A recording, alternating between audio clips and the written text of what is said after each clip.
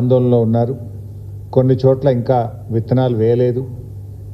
కొన్ని చోట్ల విత్తనాలు వేస్తే మొలకెత్తిన విత్తనాలు కూడా మాడిపోతున్నటువంటి పరిస్థితి. చాలా చోట్ల ప్రాజెక్టుల కింద నారుమళ్ళు పోయాలా వద్దా, కొంతమంది నారుమళ్ళు పోసిన వాళ్ళు కూడా నాట్లు వేయడానికి వెనక ముందవుతున్నటువంటి పరిస్థితి ఉంది.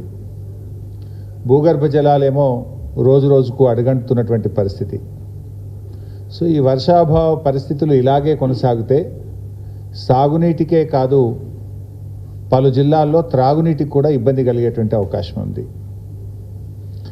సో మన దగ్గర ఆశించిన స్థాయిలో వర్షాలు పడకపోయినా ఎగువ రాష్ట్రాలైనటువంటి మహారాష్ట్ర, కర్ణాటకల్లో మంచి వర్షాలు కురవడం వల్ల కృష్ణా, గోదావరి నదులలో నీళ్లు గతం కంటే ముందుగానే వచ్చాయి. ఈసారి జనరల్గా ఎప్పుడైనా జూలై, ఆగస్ట్ నెలలో రావాల్సినటువంటి నీళ్లు ఈసారి మే నెలాఖరులోనే కృష్ణాలో వరద వచ్చింది.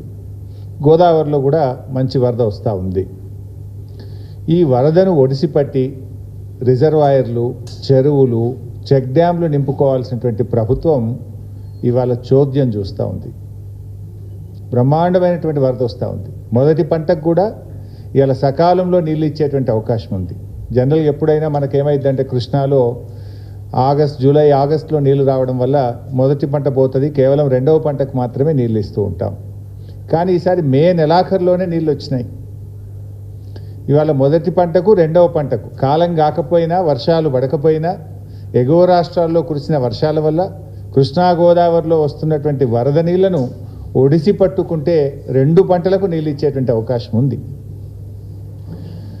ఎక్కడికక్కడ మోటార్లు ఆన్ చేసి రిజర్వాయర్లు, చెరువులు, చెక్ డ్యాంలు నింపుకోవాల్సినటువంటి అవకాశం ఉంటే ఈ ప్రభుత్వం ఏమో స్విచ్ ఆఫ్ మోడ్లో ఉంది. మోటార్లు ఆన్ చేసి నీళ్లు నింపాల్సిన ప్రభుత్వం దాని ఆచరణ, దాని పనితీరు స్విచ్ ఆఫ్ మోడ్లో ఉన్నట్టు కనబడతా ఉంది మాకు. ఎందుకంటే ఇలా ముఖ్యమంత్రి అయినా, మంత్రులైనా బీఆర్ఎస్ మీద బురద జల్లడంలో పోటీ పడతా ఉన్నారు. మా మీద నీలాప నిందలు చేయడంలో బిజీగా కనబడతా ఉన్నారు తప్ప ఈ వరద నీటిని ఎత్తిపోసుకునే విషయంలో వీళ్ళకి కనీస శ్రద్ధ కానీ, పట్టింపు కానీ లేకపోయింది. కరువును పారదోలేటువంటి కాళేశ్వరం ప్రాజెక్టును ఇవాళ కాంగ్రెస్ పార్టీ కేసీఆర్ మీద కక్షతోనో, కడుపు మంటతోనో ఇవాళ కాదనుకుంటా ఉంది. ఇలా ఒక బీఆర్ఎస్ పార్టీ మీద కోపం ఉంటే మా మీద కక్ష సాధించండి, నో ప్రాబ్లం.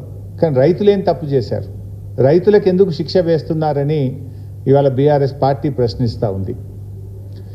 నీళ్ల విలువ తెలిసిన వాళ్ళు ముఖ్యమంత్రిగా ఉంటే, నీళ్ల విలువ తెలిసిన వారు నాయకుడిగా ఉంటే ఆ నీళ్లు మలుపుకునే ప్రతి అవకాశాన్ని కూడా ఉపయోగించుకుంటారు. దురదృష్టవశాత్తు నీళ్లపై పట్టింపు లేని, నీళ్ల విలువ తెలియని నాయకులు నేడు పాలకులుగా ఉండడం వల్ల ఇవాళ తెలంగాణకు ఇబ్బందులు వస్తూ ఉన్నాయి.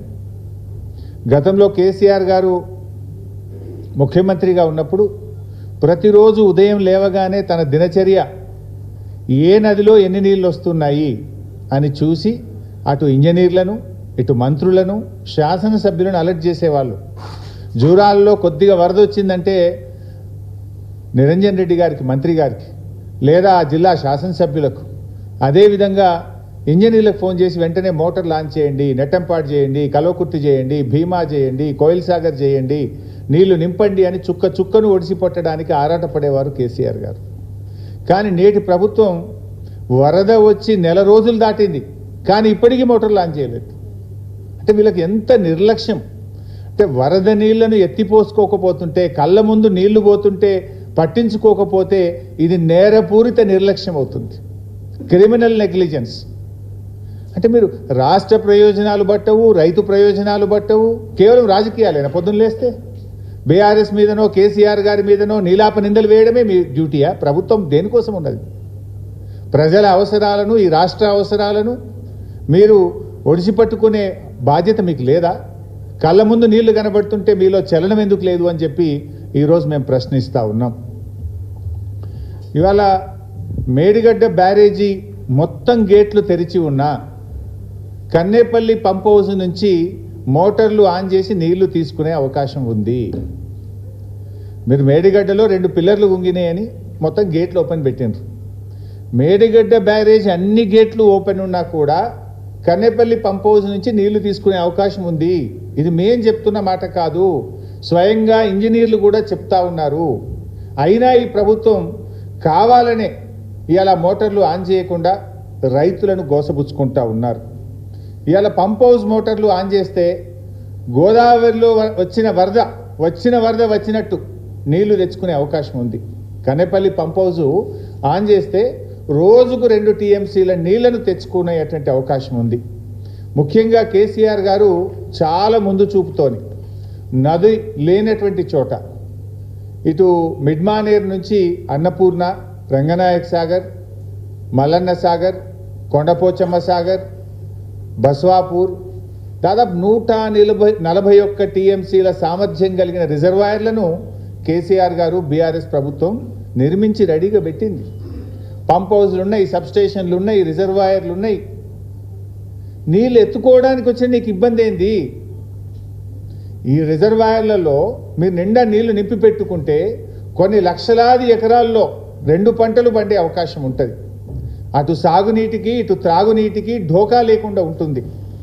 హైదరాబాద్ కానీ జిల్లాల్లో ప్రజల త్రాగునీరు కానీ పారిశ్రామిక అవసరాలు కానీ రైతులకు వ్యవసాయ అవసరాలకు అన్నిటికీ కూడా డోకా లేకుండా బ్రహ్మాండంగా ఈ రిజర్వాయర్లని నింపొచ్చు, రైతులకు నీళ్ళు ఇవ్వచ్చు.